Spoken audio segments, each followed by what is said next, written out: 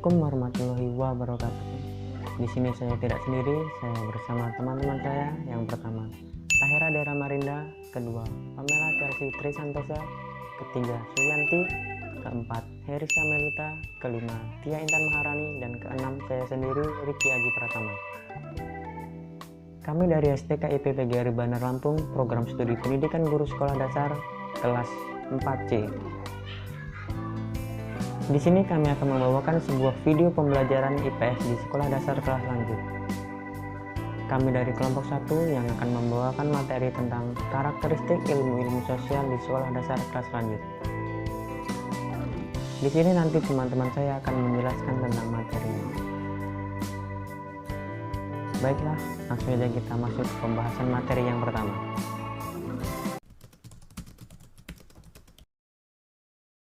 Warahmatullahi wabarakatuh. Perkenalkan, nama saya Pamela Chelsea Trisantosa, NPM 18190096. Di sini saya akan menjelaskan tentang karakteristik pembelajaran IPS di SD kelas tinggi. Fokus kajian IPS adalah kehidupan manusia dengan sejumlah aktivitas sosialnya. Materi pendidikan IPS berasal dari disiplin ilmu sosial, kemudian diintegrasikan dan disederhanakan untuk kepentingan pendekatan secara terpadu. Hal ini disesuaikan pada tingkat yang biasa digunakan sebagai wadah IPS karena karakteristik IPS itu memiliki upaya pengembangan kompetensi sebagai warga negara yang baik. Untuk karakteristik IPS sendiri bisa dijelaskan melalui berbagai sudut pandang, bisa melalui materi IPS itu sendiri maupun strategi penyampaian. Menurut beberapa ahli, ada beberapa macam materi IPS, yaitu segala sesuatu apa yang ada terjadi di sekitar kita sejak dari keluarga, sekolah, ataupun lingkungan bermainnya. Yang kedua, dari kegiatan manusia, yaitu dari mata pencaharian maupun pendidikan. Ketiga, lingkungan geografi seperti budaya. Dan keempat, kehidupan masa lampau.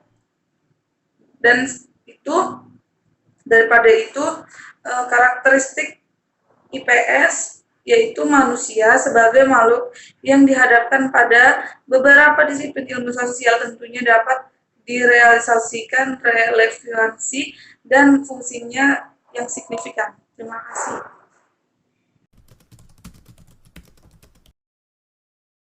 Assalamualaikum warahmatullahi wabarakatuh. Perkenalkan, nama saya Tahera Dera Marinda, NPM 18190140 dari prodi PGSD 4C. Di sini saya dari kelompok 1 yang akan membahas materi tentang karakteristik ilmu-ilmu sosial dalam kurikulum IPS SD. Nah, di sini saya akan berfokus kepada metode mengajar yang dapat digunakan dan dilaksanakan oleh guru pada saat melaksanakan proses pembelajaran untuk SD kelas tinggi. Ada beberapa metode. Yang pertama, ceramah. Kedua, tanya jawab. Ketiga, diskusi. Keempat, simulasi dan bermain peran. Kelima, pemecahan masalah. Keenam, penugasan. Ketujuh, karya wisata. Kedelapan, proyek. Kesembilan, studi kasus. Dan yang ke-10 ada observasi dan pengamatan. Nah, di sini saya akan menjabarkan beberapa metode yang sudah saya sebutkan tadi. Yang pertama ada ceramah. Metode ceramah ini paling sering atau paling banyak digunakan oleh guru dalam proses pembelajaran di dalam kelas, di mana guru di sini yang menjelaskan materi yang terkait pada saat proses pembelajaran. Lalu yang kedua ada tanya jawab. Tanya jawab di sini guru akan mendapatkan timbal balik dari materi yang sudah disampaikannya pada saat proses pembelajaran. Di sini guru juga bisa mengevaluasi sampai mana pemahaman siswa terkait dengan materi yang sudah disampaikan sebelumnya. Lalu yang ketiga ada diskusi. Diskusi di sini sendiri digunakan oleh guru untuk mencari tahu atau membuat siswa aktif pada saat berdiskusi dengan temannya dalam suatu kelompok kecil. Baiklah, hanya itu saja yang dapat saya sampaikan. Materi selanjutnya akan disampaikan oleh teman saya. Terima kasih.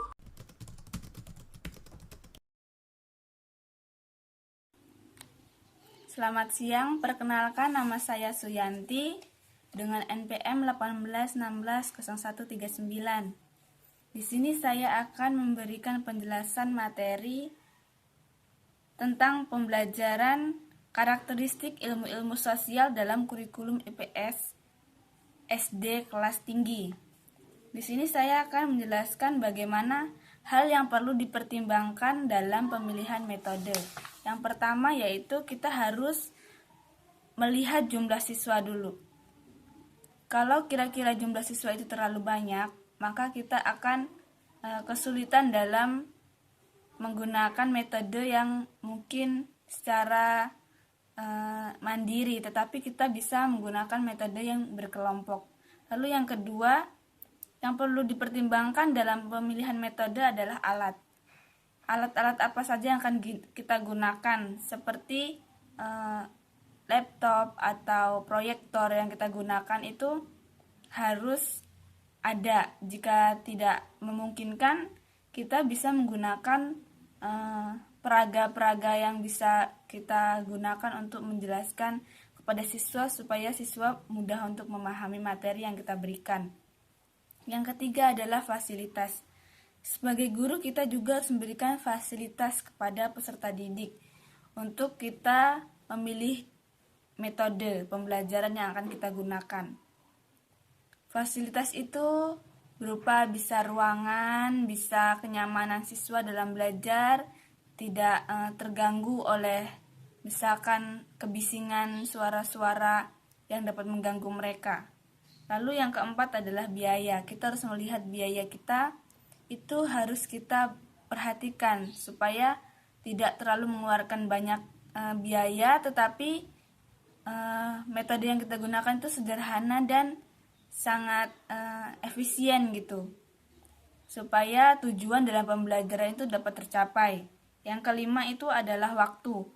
Waktu kita harus gunakan sebaik mungkin supaya dalam waktu yang singkat kita dapat memberikan materi yang sangat padat sehingga siswa tidak sia-sia dalam belajar dengan metode yang kita gunakan. Itu saja yang bisa saya jelaskan, selanjutnya akan dijelaskan oleh teman saya. Terima kasih.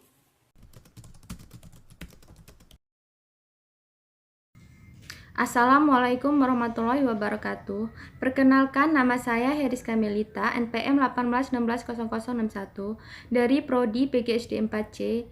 Di sini saya dari kelompok 1 akan membahas tentang materi IPS yang berjudul Karakteristik Ilmu-ilmu Sosial dalam Kurikulum IPS SD.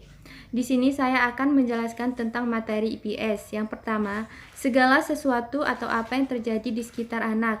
Yang kedua, kehidupan manusia. Yang ketiga, lingkungan geografi dan budaya. Yang keempat, kehidupan masa lampau. Yang kelima, anak sebagai sumber materi. Di sini saya akan menjabarkan dari beberapa materi yang saya sebutkan tadi. Yang pertama, segala sesuatu atau apa yang terjadi di sekitar anak adalah maksudnya, misalnya sejak dari keluarga, sekolah, desa, kecamatan, sampai lingkungan yang luas negara dan dunia dengan berbagai permasalahannya. Yang kedua, kegiatan manusia, misalnya mulai dari mata pencaharian, pendidikan, keagamaan, produksi, komunikasi, dan transportasi. Yang ketiga, lingkungan geografi dan budaya, misalnya meliputi segala aspek geografi dan antropologi yang terdapat sejak dari lingkungan anak yang terdekat sampai yang terjauh. Yang keempat, kehidupan masa lampau, misalnya dari perkembangan kehidupan manusia, sejarah yang dimulai dari lingkungan terdekat sampai yang terjauh.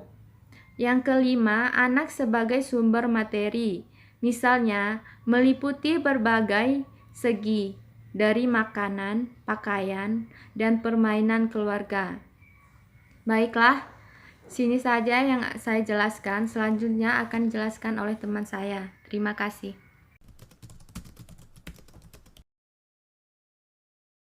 Assalamualaikum warahmatullahi wabarakatuh. Nama saya Tiintan Maharani, saya dari Prodi Prodi PGSD. Di sini saya dari kelompok 1 yang menjelaskan tentang karakteristik ilmu-ilmu sosial dalam IPS SD. Jadi di sini saya akan menjelaskan tentang strategi pengajaran. Jadi strategi penyampaian pengajaran IPS. Nah, di sini ada beberapa strategi yang harus kita susun dan kita pahami dalam penyampaian pembelajaran. Yang pertama ada strategi metode. Jadi kita harus mengupayakan untuk mengimplementasikan rencana yang sudah disusun dalam kegiatan nyata agar tujuan yang telah disusun dapat tercapai secara optimal. Lalu strategi yang kedua yaitu strategi pendekatan. Nah, titik tolak atau sudut pandang kita terhadap proses pembelajaran. Jadi kita melakukan sebuah pendekatan dengan siswa agar kita mengetahui karakter siswa tersebut, agar siswa tersebut juga tidak merasa takut atau gimana kalau nggak ngerti gitu kan. Lalu yang ketiga yaitu teknik. Teknik di sini kita harus mengetahui situasi jika mengajar di siang hari. Jadi jikalau kita mengajar di siang hari, jangan terlalu fokus karena apa? Anak kan udah banyak mikir, jadi dia akan mudah ngantuk kayak gitu kan. Jadi kita harus memberi pembelajaran dengan pelan, sabar, santai gitu kan. Nah, lalu yang keempat yaitu taktik. Taktik merupakan gaya penyampaian dalam gaya kita dalam memberikan penyampaian dalam suatu pembelajaran. Taktik harus menggunakan gaya bahasa agar materi yang disampaikan oleh kita mudah dipahami oleh siswa tersebut. Baik.